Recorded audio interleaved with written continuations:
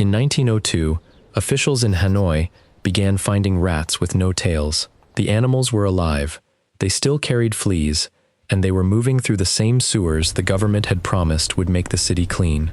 The explanation was worse. French colonial authorities had offered money for every rat tail delivered to them. A tail was supposed to prove that one rat had been killed.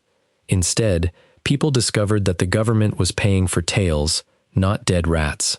Some caught the animals, removed the profitable part and released them. Others reportedly bred rats or brought them into Hanoi from the countryside. The city had created a market for the creature it wanted destroyed. This was not simply an amusing administrative mistake. It began with empire, disease, and a city redesigned to display French power. France had taken control of Hanoi in the late 19th century. Colonial planners then tried to turn parts of the Vietnamese capital into a European showcase. Broad boulevards replaced older spaces. Villas, offices, barracks, gardens, piped water, and modern drains appeared in the districts reserved largely for Europeans. The contrast was deliberate. French officials described their work as a civilizing mission. Their new city would supposedly demonstrate that European engineering could impose order on an unhealthy tropical environment. But most Vietnamese and Chinese residents lived in the much denser commercial quarter. They received far fewer of the expensive improvements celebrated by the colonial government. European homes had running water and flush toilets. Many local households relied on public fountains, open gutters, and workers who removed human waste by hand. Above ground, the French quarter looked controlled. Below it, the new sewer network had created an excellent home for rats. The tunnels were dark, protected, and full of food. They also connected directly to European houses. Residents began reporting rats climbing through waste pipes and emerging from toilets. The proudest symbol of colonial sanitation had become a private railway for rodents. That would have been unpleasant in any year. In 1902, it was terrifying. The third plague pandemic was moving through port cities and trade routes across Asia and beyond. In Hong Kong in 1894, Alexandre Yersin identified the bacillus responsible for plague. 4 years later, Paul-Louis Simond produced crucial evidence that fleas carried the infection between rats and humans. The science was still being argued over, but the danger was becoming difficult to dismiss. At the same time, steamships and railways moved people, goods, and rodents faster than older borders could contain them. Brown rats used the same networks as empire. They traveled in cargo, entered growing cities, and settled into infrastructure built without them in mind. Hanoi was preparing to present itself to international visitors. An outbreak in the European district could damage more than public health. It could humiliate an administration that claimed modern science justified its rule. So the authorities declared war on the rats. Their first weapon was Vietnamese labor. Teams were sent into the sewers to hunt and kill the animals underground. The work was filthy and dangerous. The men crawled through waste in cramped tunnels where rats were not the only living threat.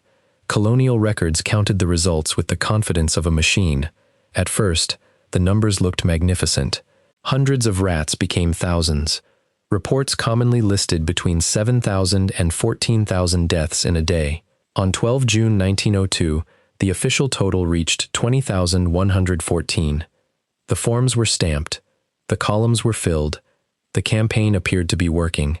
Except the rats did not disappear. The sewer system seemed to produce them without limit. However many were killed, more remained. The workers also understood something the officials preferred not to notice. They were risking disease and injury for poor wages while protecting neighborhoods built for their colonizers. Disputes, slowdowns, and strikes followed. The administration needed a cheaper army. It opened the campaign to the public and offered a small payment for each rat killed. But requiring complete carcasses would create mountains of rotting bodies outside municipal offices. Someone would have to count, store, transport, and burn them. The solution looked efficient. Bring only the tail. A tail was small. It was easy to count. It appeared impossible to misunderstand. One tail would represent one dead rat, and a rising pile of tails would represent a falling population. That assumption lasted until living rats began appearing without tails. The residents of Hanoi had not misunderstood the scheme. They had understood it precisely. The government had not purchased dead rats, it had purchased rat tails. Once those two things became economically different, people supplied the item that earned money and preserved the animal that could produce more of it. A living rat could breed. Its offspring could grow new tails. A dead rat was a single payment. Reports also described rats being raised outside the city and rodents brought in from other parts of Tonkin. The campaign designed to remove rats from Hanoi was now giving people a reason to protect, transport, and reproduce them. The bounty had transformed a pest into livestock. This is often told as a simple lesson about foolish incentives. That lesson is real, but it is incomplete. The Vietnamese participants were not behaving irrationally. They were responding logically to a rule created by people who held greater power but understood less about the conditions on the ground. Colonial officials saw the population as labor to be directed. They expected obedience, not interpretation. When local people found an advantage inside the rules, administrators treated it as deception rather than evidence that their system had been badly designed. The numbers also created an illusion of control. A daily total could be written, stamped, compared, and sent upward through the bureaucracy.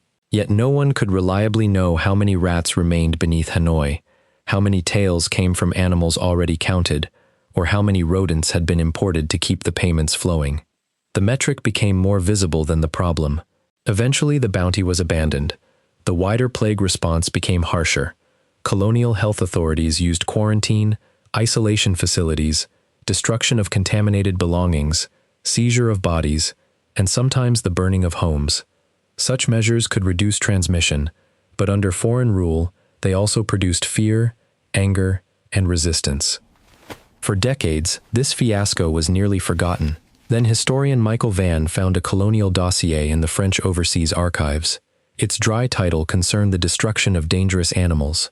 Inside were roughly 100 dated and stamped forms recording rat deaths in Hanoi from April to July 1902. The numbers climbed from hundreds into thousands, peaked above 20,000, then collapsed towards zero without explaining why. Those forms did not tell the whole story. Vann had to connect them with health reports, labor disputes, plague policy, and the larger design of colonial Hanoi. The result revealed that the absurd bounty was not a detached anecdote. It was the point where engineering, racial hierarchy, disease anxiety, labor exploitation, and local ingenuity collided. The surviving records do not give us a perfect count of rats killed, bred, released, or imported. The daily figures were administrative claims, not a reliable census of the underground population, but the campaign, the enormous reported totals, the tail bounty, the labor conflict, and the discovery of deliberate rat production are well documented. The strangest part is not that people gamed the system. The strangest part is that the system continued to describe itself as rational while its sewers sheltered the rats, its payments rewarded their survival, and its paperwork recorded success. The French administration wanted the rat hunt to prove that modern government could measure and control a city. Instead, Hanoi proved something more durable. When authority mistakes a convenient number for the reality beneath it, even a rat can learn to live from the mistake.